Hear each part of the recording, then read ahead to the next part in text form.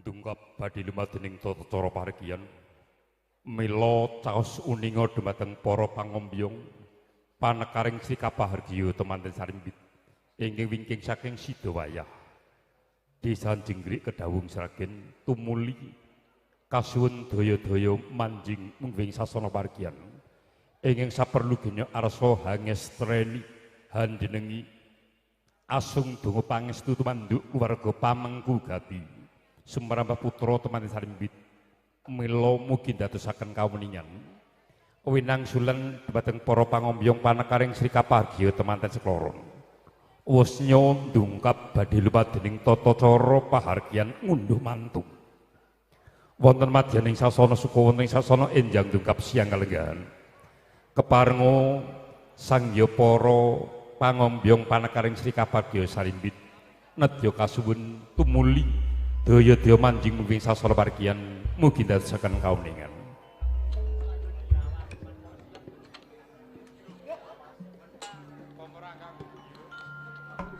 lancaran udan mas nggih kepareng ambiwado raipun Sutresna pangombyong panekaring Sri Kapahargya temanten sekloron sumangga berkatan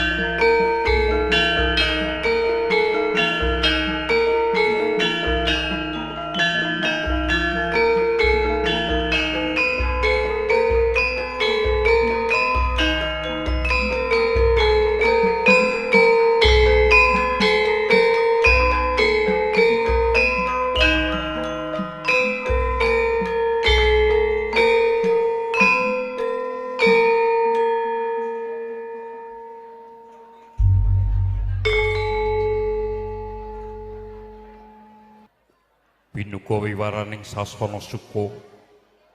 badhe lumadening tata cara pahargyan tali dharma boyong basuki mongko winengku saking keluarga pamengku gati Bapak Senen Ibu Suparsi pirenggah wonten ing dusun Pengkok RT setunggal Kecamatan Kedawung wewengkon Kabupaten Sragen nggih nyok arsa miwiti badhe lumadening tata cara rinumpaka sinanggit saking pamonging pahargyan sumrambah keluarga wisudan ngunduh mantu putra kinasih Bagus Riki Dwiyanto ingkang sampun kelampan Hambuja Krama Rara Nabila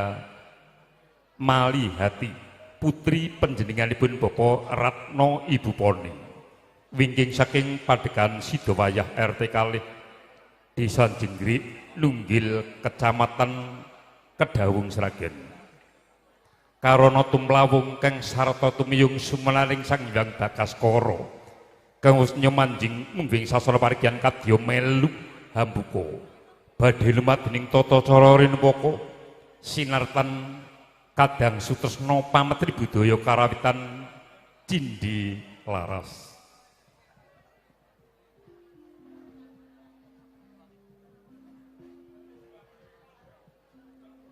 Hanyar kara kanthi asesenti sanya ruri tumuli hambuka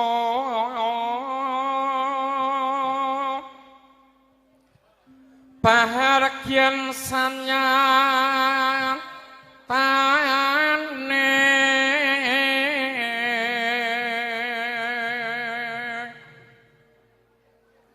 Bapak Senen lan Ibu ngunduh mantu putra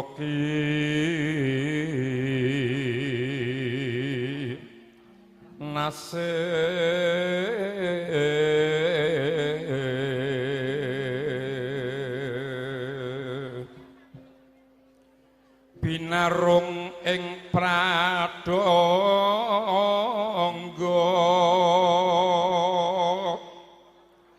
mbreh hastaryeng kayun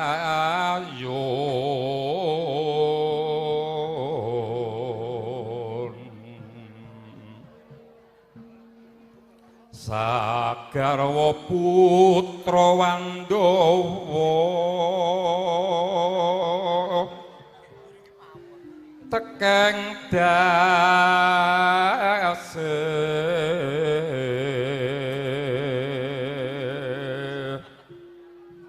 jroning suka ingkang mugi saras watihakmu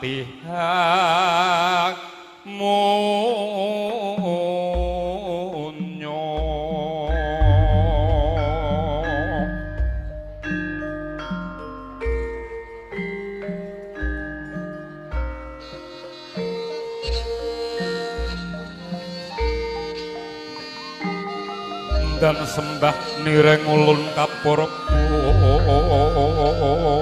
risang morebengrat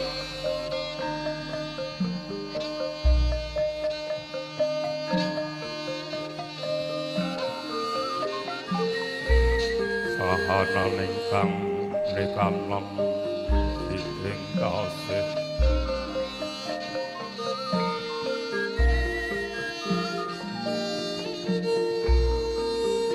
mawet bugo samegung maksud ring gelapan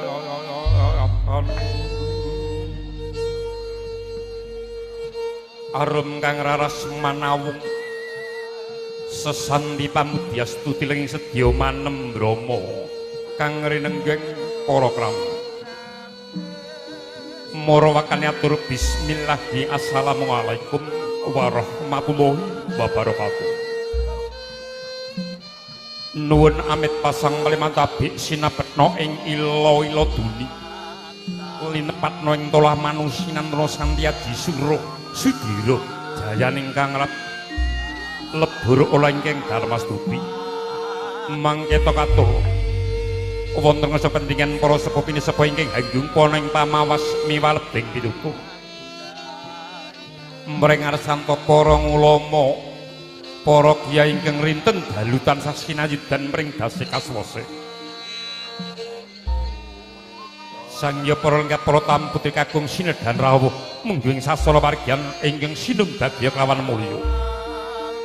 Punapa dene kadang suteng pametri budaya tulus, kadang werda muda ingkang sinumdagya kelawan mulya.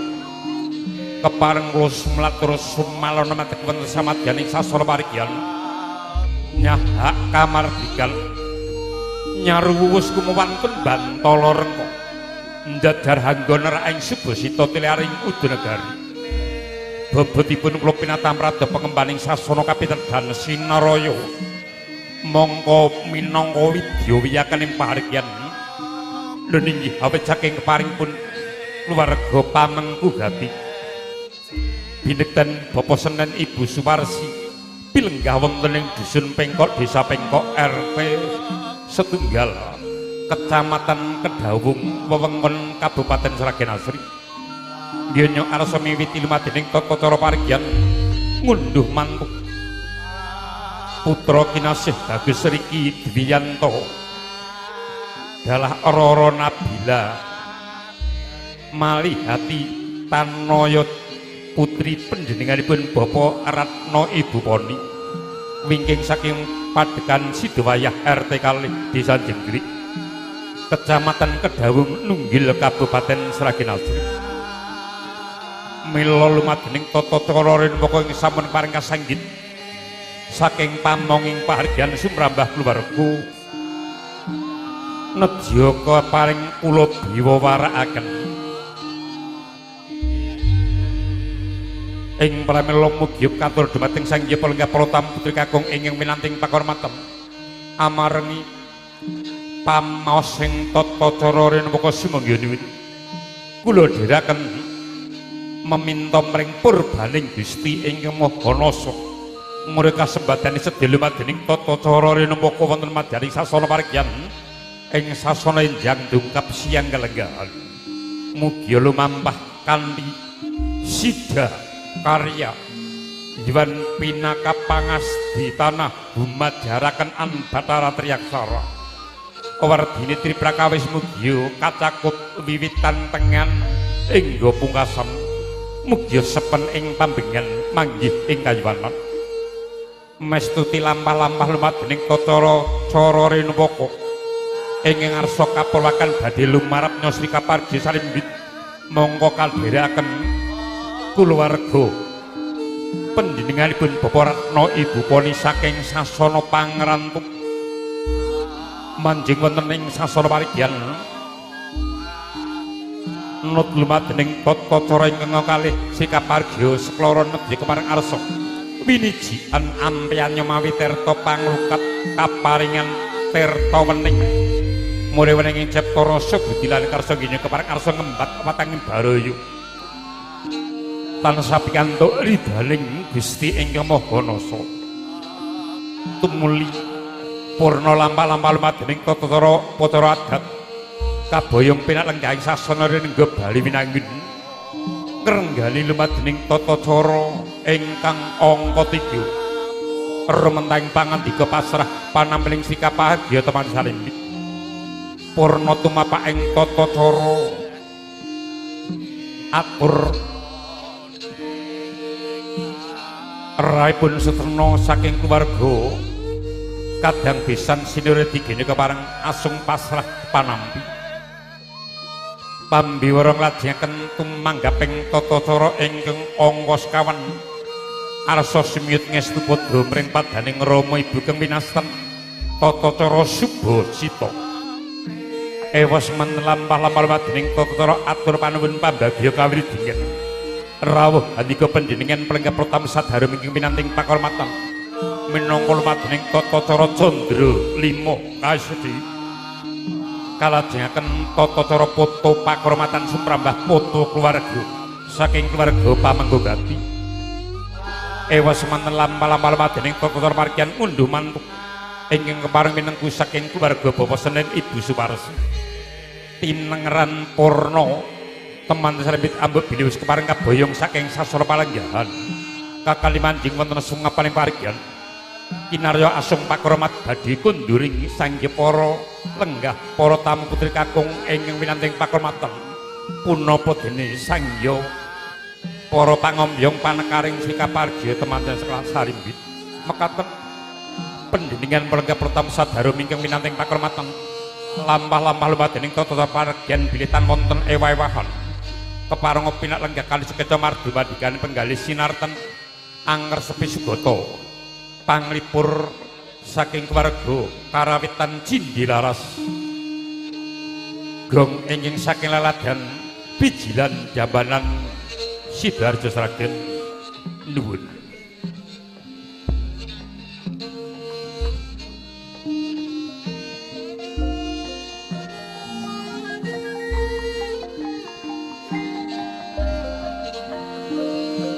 Indriya mampu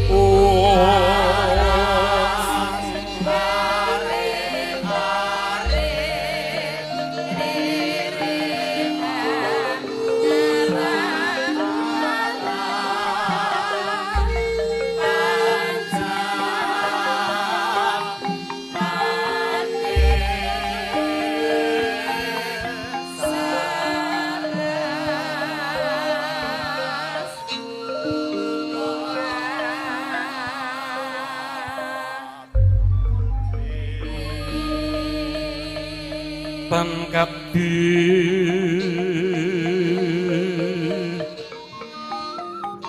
sudama Gusti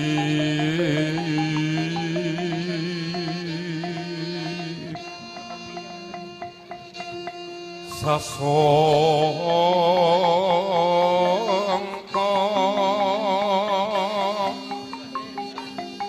kasungan suraya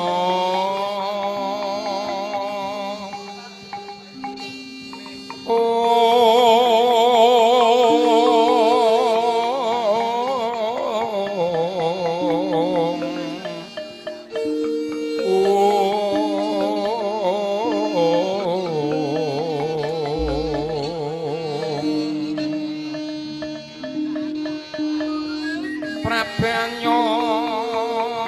sungsum kayuwa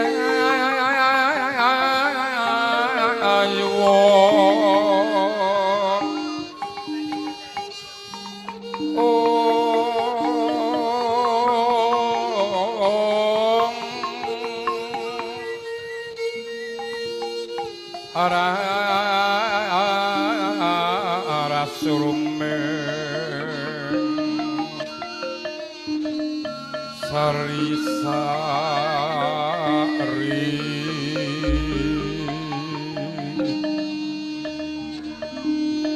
samyo manno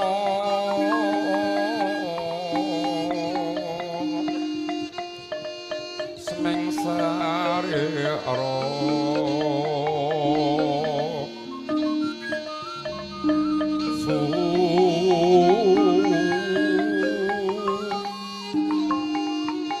mar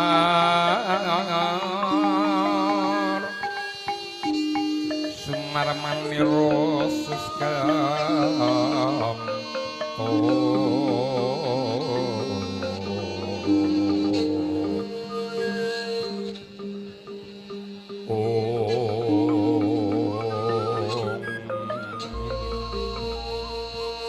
ujwalaniro sumuno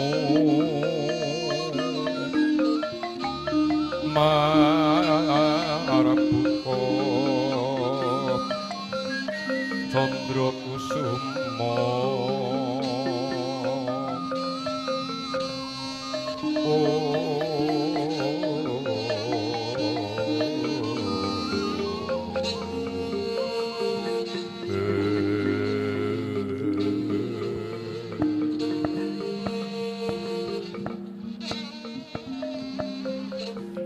awasnya samapta caraka ingkang tinanggenah piniji angacarane badhe lumarep nyesti kapargiya temanten kinasarimbit nedya kepareng arsa ing areh-areh kadang pisan Sinarawedi pisan Sutresna ingkang wasnya samapta wonten ing sasana pangrantu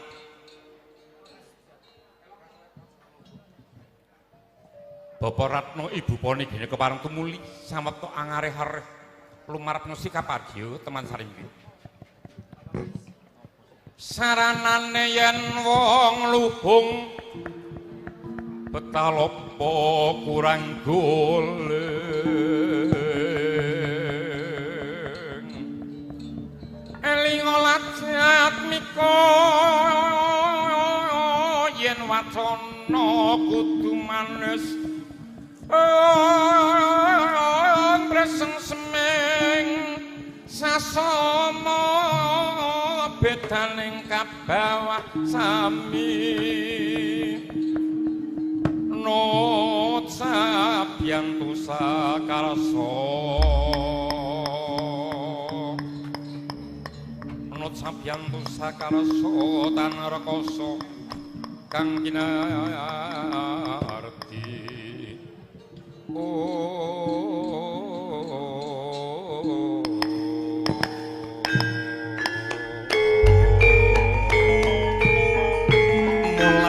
Moro sedo sang taroko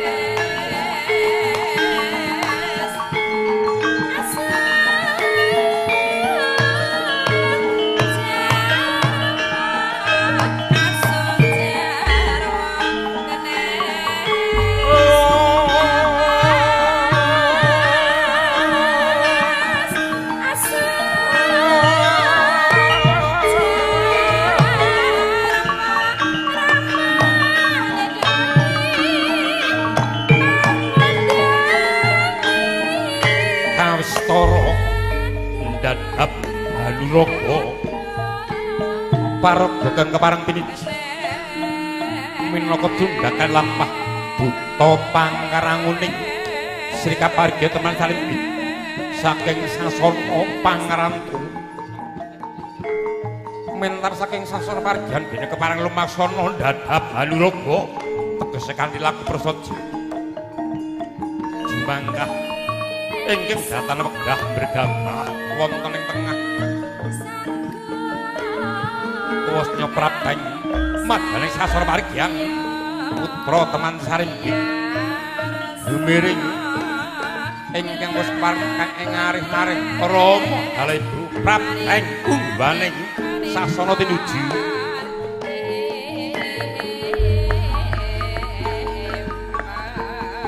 nedya keparing kaparingan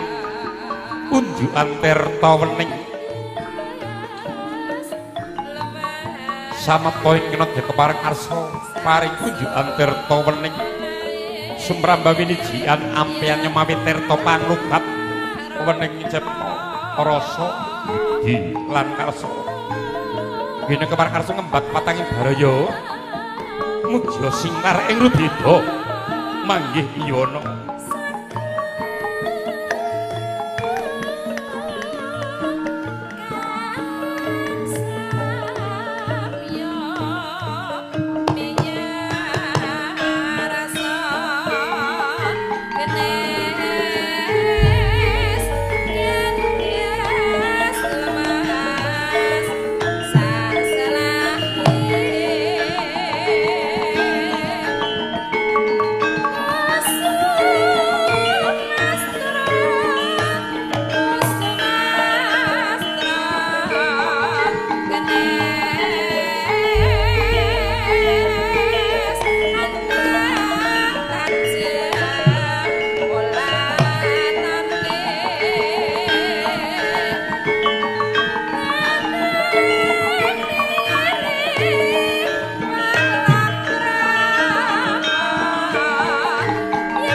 Purna tata cara padarat ing winijian ampeyannya teman saringgit mawi tirta panglukat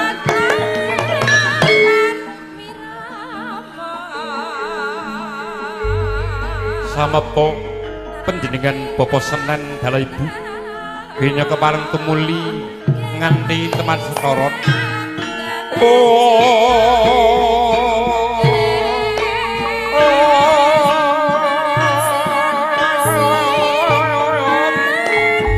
Manglegeng griya mangkok kandung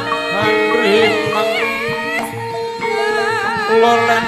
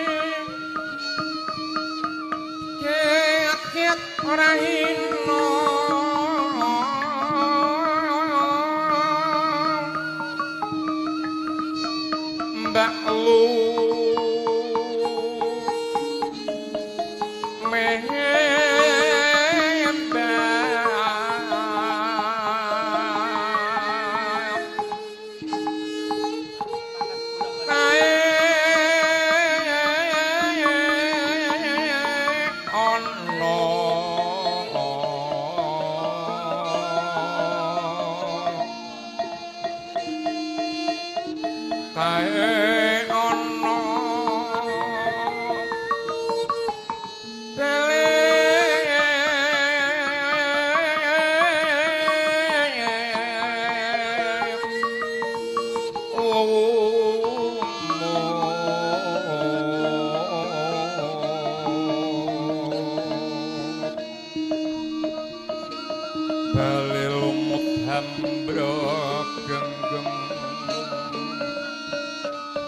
tansah denceng-dencengan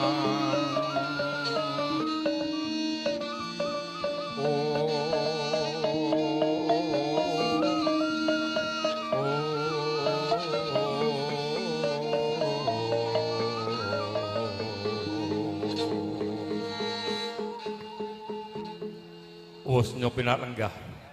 wonten ing sasana palenggan Sri Kabargya teman salimbit Niskala lulus raharja tan mangisara kara-kara tumuli pambiwara nglajengaken lampah-lampah lumadhening tata cara kang wis pareng rinumpaka saking pamonging pahargyan sumrambah keluarga tumapak ing tata cara pangandika pasrah panampiling Sri Kabargya teman salimbit mila dumateng Sang Narpa Jundaka ingkang kepareng tinanggenah sumleh atur saking keluarga Besan Sinarwedi binekten Bapak Bayan Adiyoga Pratama ingkang kepareng sumleh atur saking keluarga Besan Sekloron minangka Risang Narpa Jundaka